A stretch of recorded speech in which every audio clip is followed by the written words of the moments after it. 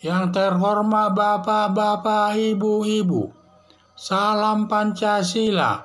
Bapak-bapak, ibu-ibu yang melihat video saya ini, tolong jangan lupa subscribe, like, dan di-share. Sifatnya gratis.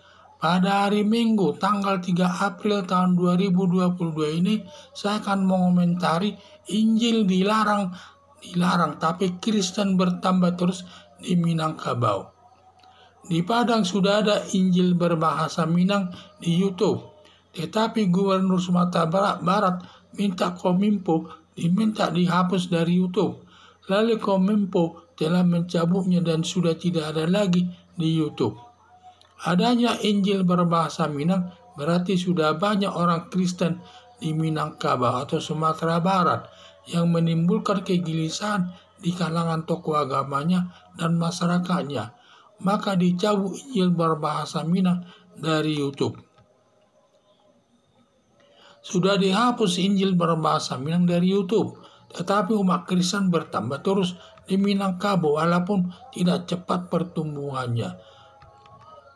Bertambahnya umat Kristen dari agama lain menjadi pemeluk agama Kristen, karena ada ajaran agama Kristen yang disebut dalam Injil soal salib, yaitu Tuhan Yesus disalibkan di kayu salib untuk menebus dosa umat manusia yang percaya sama Tuhan Yesus dan akan hidup di surga selama-lamanya. Tidak ada yang bisa sampai ke surga hanya melalui Tuhan Yesus saja. Ajaran ini yang membuat orang beragama lain memeluk agama Kristen. Adanya kepastian untuk masuk ke surga asal percaya sama Tuhan Yesus.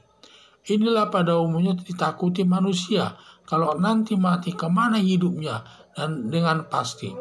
Pertanyaan ini terjawab dalam agama Kristen, yaitu asal percaya sama Tuhan Yesus pasti masuk surga. Walaupun Injil berbahasa Minang dihapus, bagi umat Kristen tidak masalah, karena hanya hidup selama di dunia ini dan sifatnya sementara. Yang penting hidup selamanya di surga bersama Tuhan Yesus. Harapan saya sebaiknya di Minangkabau menghormati sesama pemeluk agama yang berbeda demi terciptanya kehidupan yang harmonis di tengah-tengah masyarakat berlandaskan Pancasila sebagai dasar negara Indonesia. Jadi di Padang sudah ada Injil dari berbahasa Minang, di mana Injil tersebut dan juga sudah ada di dalam YouTube pada saat itu.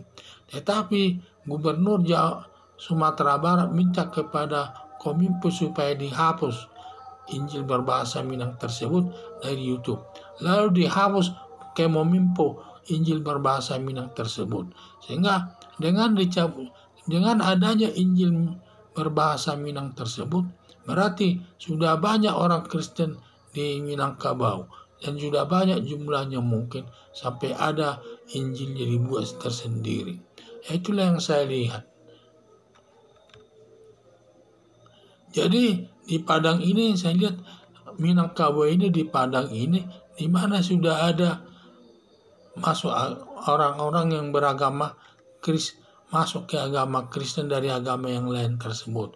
Dan di sini masuknya agama lain kepada agama Kristen karena adanya satu ajaran yang paling inti di dalam dari agama Kristen yang menyatakan masalah salib, yaitu Tuhan Yesus disalibkan di kayu salib untuk menebus dosa umat manusia yang percaya sama Dia dan nanti akan hidup selamanya di surga bersama Tuhan Yesus. Inilah ajaran yang paling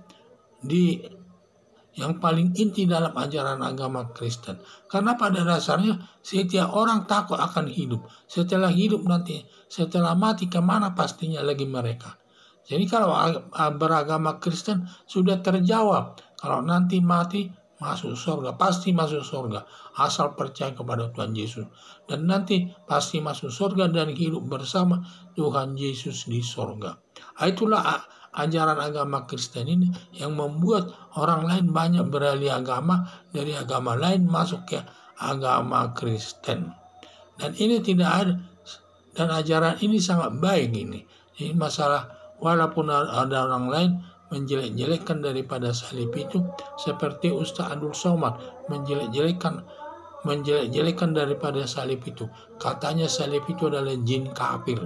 Tetapi walaupun dijelekan, kita orang yang beragama Kristen tetap berpegang kepada bahwa salib itu intinya adalah Tuhan Yesus disalibkan di kayu salib untuk menebus dosa umat manusia bagi yang percaya sama Tuhan Yesus, dan nanti akan hidup di surga selama-lamanya bersama Tuhan Yesus.